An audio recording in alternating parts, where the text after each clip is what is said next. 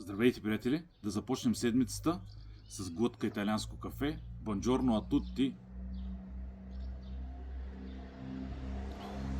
Наслада на душата. Днес ще ви представя един завършен ловен нож. Разбира се, както всеки един нож, получавате дървена кутия. Ето го и самото ножче.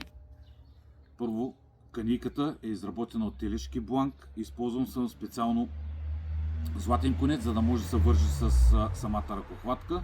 Изобразил съм, гравирал съм едно козле. Ето го ножчето. Фиксирано носене на колан, канийката. Ето го и самото ножче. Някои от вас са го виждали. Ножчето е изработено от неръждаем дамаск. За ръкохватка съм използвал бивна от мамут и бивна от слон с желязно дърво. Гарте пета са месингови. Много красиво, стилно, удобно ножче.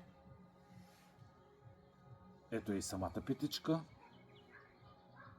Всичко е огледално полирано. По желание на клиента може да се направи и гравюра на петата и на гарда, както прецените. Ето това е комплектчето, с което ще започнем тази седмица. Надявам се да ви хареса. Пожелавам ви весела и спокойна седмица. Благодаря ви.